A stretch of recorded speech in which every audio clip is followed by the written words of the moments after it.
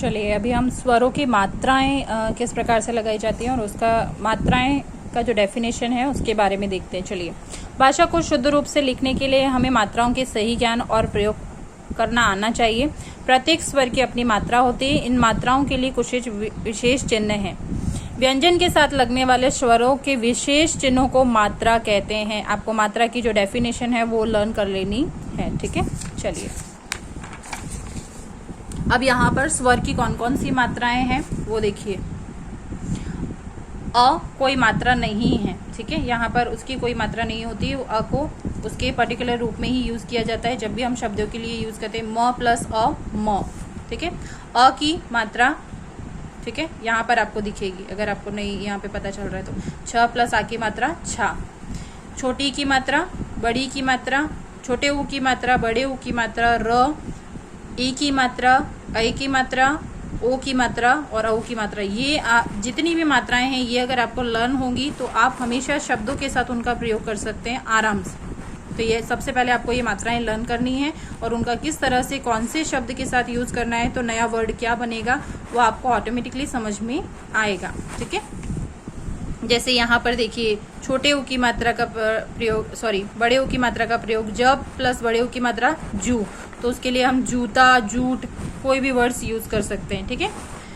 स्वर जब शब्दों के प्रारंभ में आते हैं तब इनका प्रयोग मात्राओं के रूप में न करके इनके मूल रूप में ही किया जाता है। अगर कोई भी स्वर है उसका शब्द के स्टार्टिंग में प्रयोग किया जा रहा है, ठीक है, तो फिर ये मात्राओं के रूप में प्रयोग नहीं होते हैं। ये अपने मूल रूप जैसे ये लिखे जाते हैं, जैसे आप यहाँ देख रहे हैं अ आ ई जैसे लिखे जाते हैं वैसे ही इनका प्रयोग किया जाता है। जैसे देखिए ये स्वर है अ और इसका मूल रूप में ही प्रयोग होगा क्योंकि ये सबसे वर्ड के स्टार्टिंग में आ रहा है। अनानस, तो यहाँ पर कोई मात्रा नहीं बताई गई है अ की।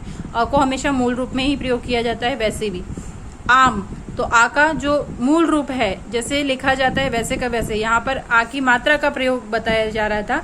यहाँ पर आप देखेंगे आ को पर्टिकुलर जैसे वो लिखा गया है वैसे ही लिखा गया है, ठीक है। आम आटा, इडली, ईख, उल्लू, ऊपर, ऋषि, एडी, ऐनक, ओखली, ठीक है।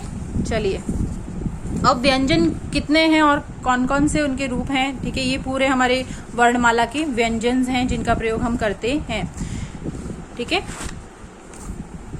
जिन वर्णों के उच्चारण के लिए स्वरों की सहायता लेनी पड़ती है उन्हें व्यंजन कहते हैं। यहाँ पर स्वरों की सहायता लेनी पड़ती है, मतलब इनको जब भी प्रयोग में हम लाते हैं तब हमें स्वरों की सहायता लेनी पड़ती है। जैसे क प्लस अ क, तो यहाँ पर इतने हमारे पास व्यंजन हैं, ठीक है, इनका प्रयोग हम करते हैं।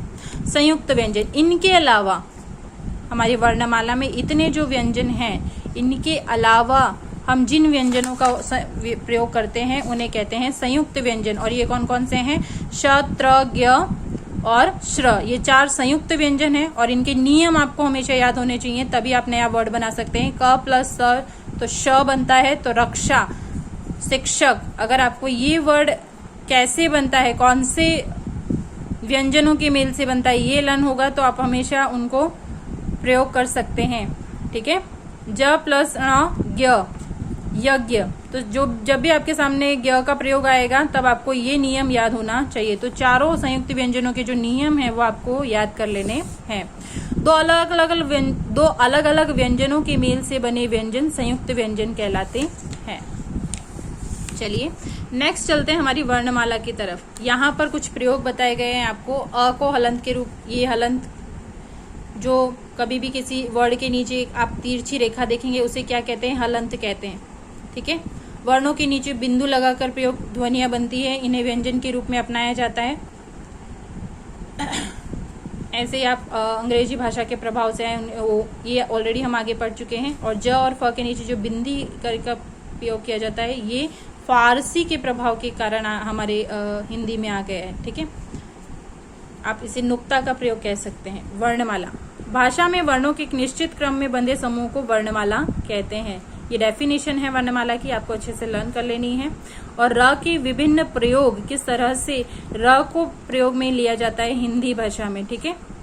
तो यहाँ पर बताया गया है 4 प्रकार के र हैं, ठीक है, जिन्हें हम प्रयोग करते हैं। र मूल रूप में लिखा जाता है। सरस में देखिए आप र जैसे दिया गया है वैसे ही प्रयोग में लिया जाता है। रात, लकीर, तो र को उसके मूल रूप में यहाँ पर प्रयोग में किया है। दूसरा प्रयोग होता है हमेशा शिरोरेखा के ऊपर लेफ्ट हैंड साइड इसका मुंह जाएगा और इस तरह की मात्रा का प्रयोग र के रूप में किया जाता है, खर्च, वर्षा, धर्म।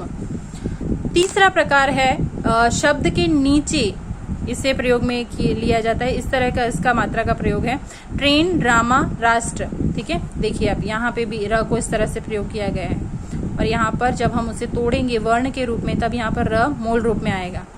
प्रथा, तो हमेशा शब्द के राइट हैंड साइड इसे प्रयोग किया जाता है लिखते वक्त, इस तरह का उसका चिन्ह है। आपको र के 4 प्रकार, एक मूल रूप, दूसरा शिरोरेखा के ऊपर, तीसरा शब्द के नीचे। ये हमेशा आप इजीली अगर आपको याद करना है तो जो भी शब्द नीचे से गोल होते हैं उनमें इसका प्रयोग सबसे ज्यादा होता है, वहीं ये प्रयोग किया जाता है। और ये जो लास्ट वाला र है इसे हमेशा शब्द के राइट हैंड साइड, जैसे प्रथा, ग्राहक, समुद्र आदि में आप देखेंगे कि र को किस तरह से प्रयोग किया जाता है। ठीक है, ओके।